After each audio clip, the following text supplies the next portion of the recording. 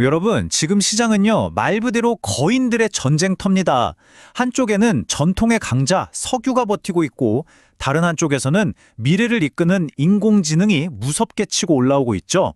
이 엄청난 충돌, 대체 무슨 일인지 오늘 한번 제대로 파헤쳐 보겠습니다. 바로 이겁니다. 도저히 멈출 수 없는 성장이라는 열차하고 전 세계를 덮친 공포라는 벽이 정면으로 충돌하면 과연 어떻게 될까요? 이게 바로 지금 시장을 관통하는 가장 중요한 질문이에요. 한쪽에서는 지정학적 공포가 시장을 꽁꽁 얼어붙게 만드는데 또 다른 한쪽에서는 이 기술 혁신에 대한 기대감이 시장을 막 끌어올리고 있거든요. 정말 팽팽하죠? 과연 누가 이길까요? 네, 지금 시장이 딱 이런 모습입니다. 양쪽에서 서로 다른 힘이 줄다리기를 하듯 팽팽하게 잡아당기고 있어요. 왼쪽을 보세요. 공포. 바로 유가가 미친 듯이 오르면서 우리를 괴롭히는 오일 페인이죠. 그런데 오른쪽을 보면요. 성장. AI 인프라가 세상을 바꾸고 있다는 이 엄청난 기대감이 또 시장을 밀어 올리고 있습니다. 이 두 힘이 부딪히면서 시장이 지금 그야말로 어디로 튈지 모르는 상황인 겁니다. 자, 그럼 먼저 시장을 짓누르고 있는 이 무시무시한 공포의 힘, 오일페인부터 한번 자세히 들여다보죠. 이게 그냥 기름값이 좀 오른다, 이런 차원의 문제가 아니에요. 지금 전 세계에서 벌어지고 있는 지정학적 불안이 여러분과 제 포트폴리오에 직접적인 타격을 주고 있다는 게 핵심입니다. 상황이 얼마나 심각했으면 국제에너지기구 IAEA가 진짜 비장의 카드를 꺼내 들었습니다. 무려 4억 배럴. 상상이 가시나요? 역사상 가장 큰 규모로 자기들이 비축해 뒀던 기름을 풀기로 한 거예요.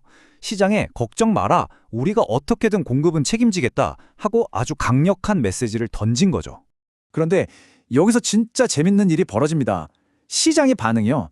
이렇게 어마어마한 물량을 쏟아붓겠다고 했는데도 시장은 뭐라고 했는지 아세요? 에이, 그거 그냥 임시방편이잖아. 딱 이렇게 본 겁니다. 와, 이건 지금 시장의 공포가 정말 보통 수준이 아니라는 걸 그대로 보여주는 대목이죠. 이 모든 공포의 근원은 맞습니다. 바로 중동입니다. 한치 앞을 내다볼 수 없는 안개 속이죠. 특히 이란이 전 세계 석유가 지나다니는 길목, 이 호르무즈 해협을 막아버릴 수도 있다는 얘기가 나오는데 이건 정말 상상하기도 싫은 최악의 시나리오입니다. 만약 이게 현실이 되면요. 유가가 배럴당 200달러? 이건 그냥 숫자가 아니에요. 전 세계 경제가 마비될 수도 있는 아주 실질적인 위협인 겁니다. 그리고 이 오일페이는 바로 우리 지갑 문제로 이어집니다. 바로 인플레이션 공포죠. 보세요. 2월 물가 상승률은 2.4%로 괜찮네 싶었어요. 근데요. 시장은 이미 한 발 앞서가고 있습니다. 지금 이렇게 오른 기름값이 3월 물가 지표에 딱 찍히는 순간 와, 인플레이션 다시 살아나는 거 아니야? 하는 불안감이 지금 시장 전체를 무겁게 짓누르고 있는 겁니다. 자, 지금까지는 좀 암울한 얘기를 했죠. 이제 분위기를 완전히 바꿔서 이 공포에 맞서고 있는 또 다른 거대한 힘을 한번 보겠습니다. 바로 기술에 대한 희망, 그 누구도 막을 수 없다는 AI 성장 엔진 이야기입니다. 이 AI 인프라 붐이 얼마나 뜨거운지 보여주는 아주 상징적인 숫자가 있어요. 바로 플러스 9%. 클라우드 강자 오라클 주가가 하루 만에 이렇게 뛰어올랐습니다. 이게 뭘 의미할까요? 바로 AI 시대를 떠받칠 기반 시설, 그러니까 데이터 센터나 클라우드 같은 곳에 지금 어마어마한 돈이 몰려들고 있다는 명백한 증거죠. AI 하면 다들 엔비디아, GPU만 생각하시잖아요. 그런데 이제 그 열기가 다음 단계로 넘어가고 있습니다.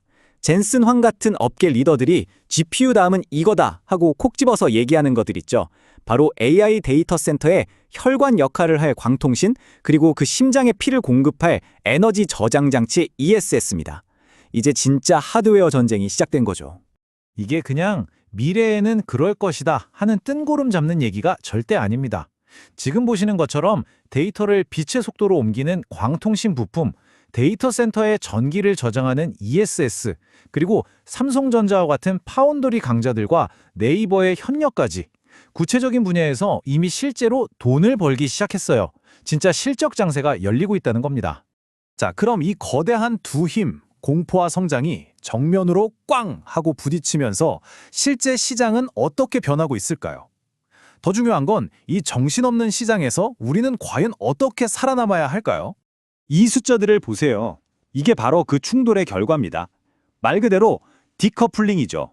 한쪽, 코스피는 외국인들이 불안해 하면서 2조 넘게 팔아치우니까 파란불이죠. 근데 다른 쪽, 코스닥은 AI 성장주를 담으려는 자금들이 몰려들면서 오히려 빨간불을 켰습니다. 와, 정말 같은 나라 시장이 맞나 싶을 정도로 완전히 쪼개져 버린 거예요. 여기서 잠깐 기술적으로 아주 중요한 포인트를 하나 짚고 넘어가야 해요. 최근에 시장이 확 빠졌잖아요. 이걸 보고 와, 이제 하락장 시작인가? 하고 겁먹으신 분들 많을 텐데 그게 아닐 수 있다는 겁니다. 시장을 일부러 무너뜨리려는 곰 세력이 새로 나타난 게 아니고요. 원래 올라간다에 돈을 걸었던 황소들이 갑자기 겁을 먹고 어이쿠 하면서 도망간 거라는 분석이에요. 그러니까 새로운 공격이 아니라 우리 편이었던 황소들의 일시적인 후퇴라는 거죠. 뉘앙스가 완전히 다르죠? 그럼 이 혼돈의 시장에서 우리는 뭘 해야 할까요? 다행히 전문가들이 명확한 3단계 생존 계획을 알려줍니다. 첫째, 일단 현금을 충분히 확보하세요. 이게 우리의 방패입니다. 둘째, 싸다 하고 섣불리 들어가지 말고 진짜 바닥이 어딘지 확인될 때까지 기다리는 인내심이 필요합니다. 그리고 마지막 셋째, 결국 이런 시장에서는 실적 좋은 우량주가 끝까지 살아남고 이깁니다. 여기에 집중하라는 거죠. 핵심은 이거예요. 이 두 거인의 싸움을 수비와 공격에 모두 활용하는 겁니다. 자, 수비는 유가급 등에 대비할 에너지 안보 관련주들, 원전이나 신재생 에너지 같은 것들이 있겠죠. 공격은 당연히 AI 붐이라는 거대한 파도에 올라타는 겁니다. 광통신, ESS 같은 인프라주들이요. 여기에 든든한 우량주랑 비트코인 같은 대체 자산까지 섞어주면 금상첨화겠죠. 자, 그럼 이제 오늘 이야기의 결론입니다. 이 모든 분석을 종합해서 우리가 앞으로를 위해 꼭 기억해야 할 핵심 전략, 그리고 마지막 경고까지 딱 정리해 드릴게요. 결국 지금 시장은 딱 이 두 단어로 요약됩니다. 역풍과 순풍.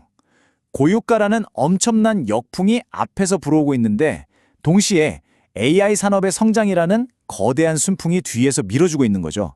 우리 투자자들은 지금 이 두 바람 사이에서 어떻게든 방향을 잡고 나아가야 하는 그런 상황에 놓여 있는 겁니다. 그리고 여기서 정말 중요한 경고 메시지가 하나 있습니다. 잘 들으셔야 해요. 지금 시장이 좀 조용해 보인다고 해서 이제 괜찮아졌나 보다 하고 안심하면 절대 안 된다는 겁니다. 이건 회복된 게 아니라 우리가 이 미친 변동성에 그냥 적응해버린 것뿐이라는 거죠.